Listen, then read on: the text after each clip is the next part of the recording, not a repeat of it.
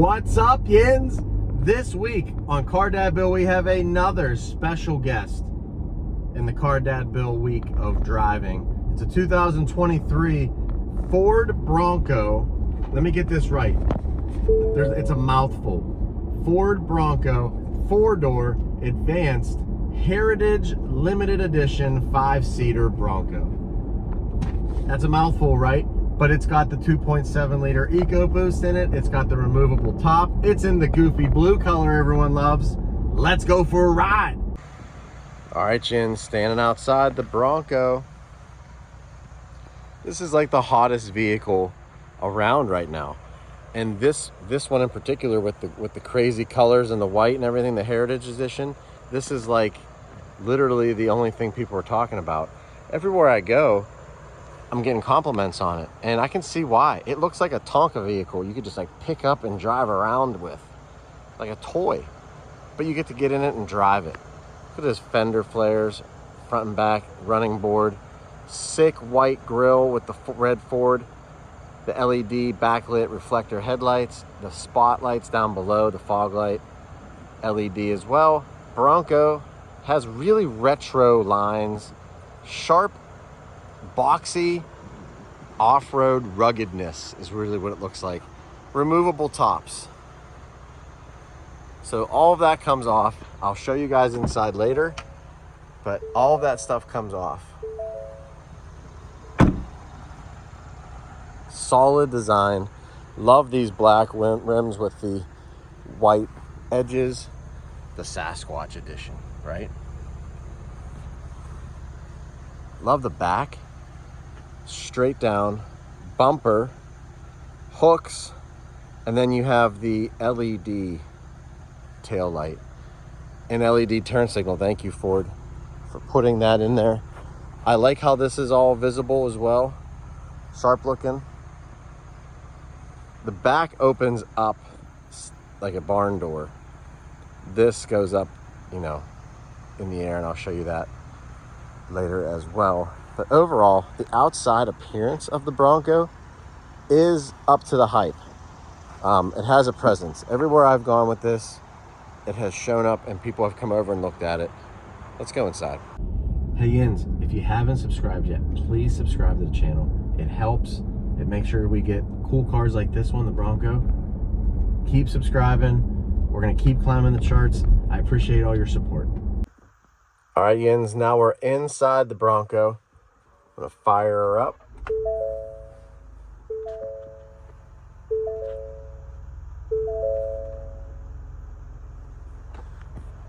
Look at that gauge cluster. What do you guys think about that gauge cluster? You have the speedometer over here. You have your fuel gauge in the middle. You have your RPMs here. Gone is a traditional RPM gauge. Then you have your forward collision monitor, your MPG over there. Then you have the basic, you know, down below, the gear selections. What do you guys think of that? I don't know how I necessarily feel about it. I don't think it's terrible, but I also don't like, now that I'm looking at it through your eyes, through the review, I have a second thought on that. So anyway, back to the review. Look at the door panel. The materials stacked. You have the netting down here for stuff. You have the OSHIT bar right there with the Bronco on it. It's like a pistol grip. It's really cool. Like that. I like the design of the vents. And then look at this sweet white dashboard. I mean, I think that's really premium. And it has a really premium feel in here. And the B&O sound system. B&O up top here. B&O in the middle. And then B&O over there. Now up here you have selections for your stability, your front and rear differential, your track, this is like when you're off-roading and you need to get around something, you can use this. And then the traction controls right there. But then you have the nice Ford screen that works everything. Everything's on the bottom. You can toggle this back and forth. Some of your information's up top as well. Then you have dedicated buttons for the stereo, and then you have your HVAC controls, which are not bad at all. And I'm glad we have dedicated ones there for it. fan speed, heated steering wheel, all that good stuff is quickly accessible down here. Down the bottom, place for my wallet, my gum, my light, my flashlight, charging capability. There's your the Ford plaque. Then the passenger has their own grab bar over here. Really nice Bronco shift knob. I like it. Goat modes. The window buttons are here. The window buttons are cool there. I'm getting used to them now that the car's going back, of course. And then your mirrors. They took everything off the doors, since you maybe will lose the doors at some point while you're driving. Cup holders for decent sized cups. But yeah, the interior on this thing is pretty spacious.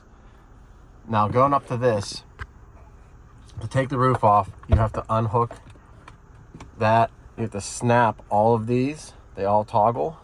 They all move out of the way. And then you can take the roof off. I took this off, and then I took the back panel off, but I didn't take off the third panel back there. Let's go to the back seat and take a look. Back seat ends. Sophie, my wife, loves the paneless glass or frameless glass, whatever you want to call that. I think it's frameless glass, because you lose the doors anyway at some point, and then this goes down and it disappears, and now you just have a nice door panel. She loves that factor of it. Another net, some more netting. Look at that sweetness right in the middle of the floor. Charging capabilities, window buttons. And it's not a bad back seat. It's actually a really nice, good size back seat. These flip down, and I actually flipped these down to put lawnmower and some things back in here to do some lawn jobs. So it can fit a lot of stuff, and I'll show you that here shortly. Grab the door handle. If you don't open it all the way, it'll hold itself. You push it, it'll stay there. Push it again, it'll stay there. I didn't realize that when I first opened it up, and that's actually a really nice feature, and that shock really helps. Once you have that, open this up, and now you have a good sized trunk space. Here's from the New York Auto Show from 2004, so you can see how long I've been doing this. Hockey bag, adult hockey bag. I'm able to carry pretty much everybody's gear in here. I had 5 sets of equipment in here at one point, so that's really good. Able to carry all that. Put the seats down, you even have more capability. Here's the bars that you'll see on the outside when you take this off. And the reason I didn't take this off is because it's just, there's so much to do. There's so many bolts to take off and things to take off that I didn't want to go through all the trouble on that. But this is what the inside looks like. And there you can see, even with the top, even with the front 3 off, it was really cool, really fun to drive. Not a ton of wind, just really cool. Let's go for a ride. All right, gents, in the car, we are going to talk about numbers real fast before we get on the road.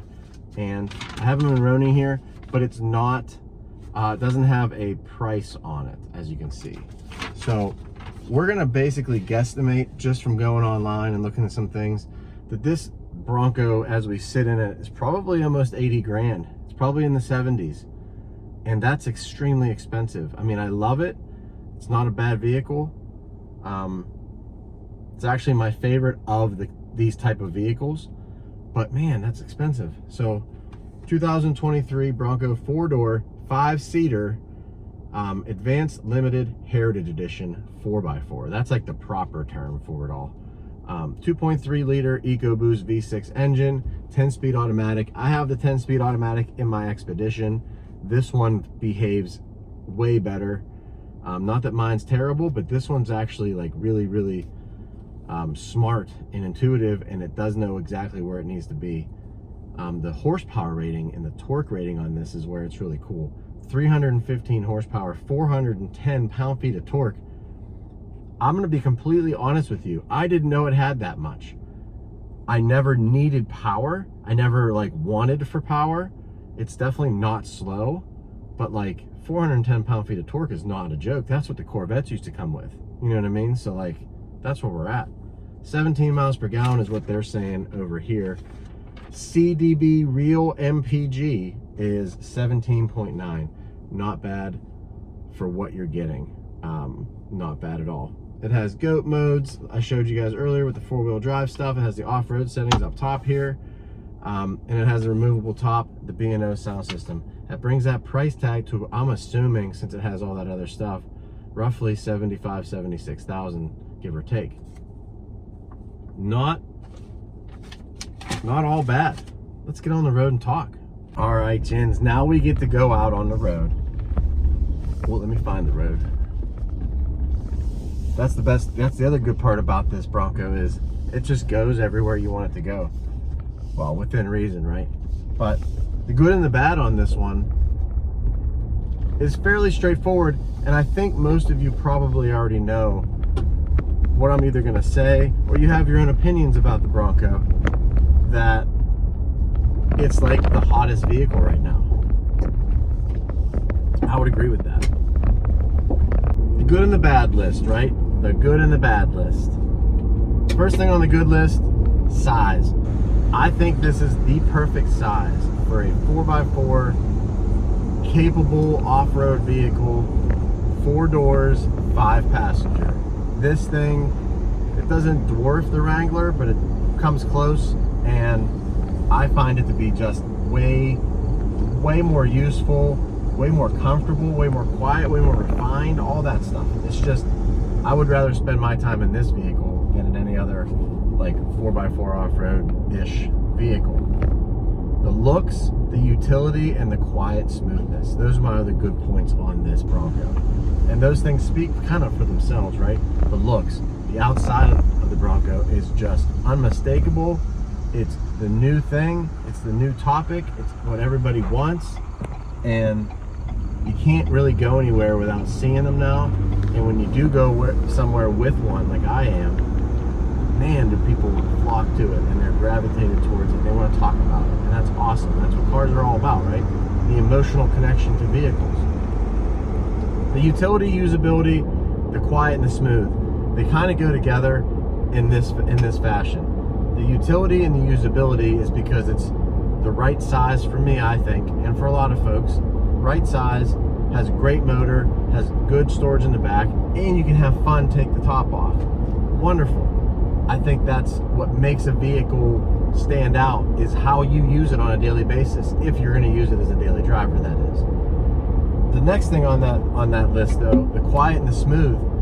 You don't really necessarily think this is going to be a quiet vehicle or a smooth vehicle, because you know it's going to be innately bouncy and floaty, because it's going to be ready to go off-road, right? And it has those big tires on it. But it's not like the Wrangler was. I complained and hemmed and hawed about that Wrangler and how loud and noisy it was. This one is not like that. And even with the hard top, it's got the sound deadening materials in there. It's got like all this padding up in here. It's just a great build. I love it. I think it's smooth and quiet and refined, and it's a nice place to spend time. I kind of wish I would have had it in the winter. Just drive it in snow, number one, and two, I want to see how warm it gets in here and if it stays warm, because the Wrangler is another thing and you lose the heat a lot. Let's go to the bad. So my bad list is fairly short, and rightfully so. When you buy a Bronco, or you look at a Bronco and you're considering a Bronco, a real traditional Bronco like this one, there's not a whole lot of bad. Like, you want this, like you want this idea. And so I had to come up with some things, right? Because that's what reviewers do. The color is the first thing that's bad in my opinion. This robin egg blue is just, my wife and my stepdaughter love it. My youngest daughter loves it as well. They all love it. I have some friends that are guys that love it. I have some people that don't love it at all. They don't like Broncos, they don't like blue colors. And then there's me, who's a car guy, who loves almost everything, and the color just turns me off. Like, you couldn't even give me this one, because it's just ugly. I would probably sell it to someone that would love it. But anyway, number one on the bad list is color. 2 and 3, price, and there's no hitch in the back for a trailer.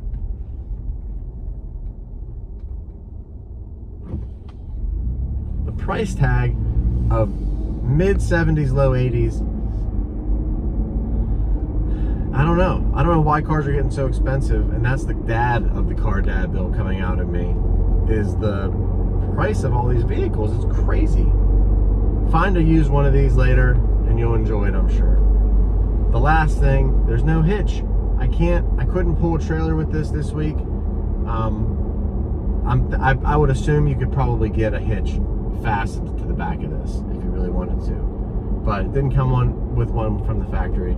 It's just something I wanted to know. That's Car Dad Build this week. I appreciate you guys watching. Real cars for real people for real life. Please subscribe to the channel if you have not. I give the Bronco a giant thumbs up. What a great vehicle, and everybody that saw it this week thought so as well.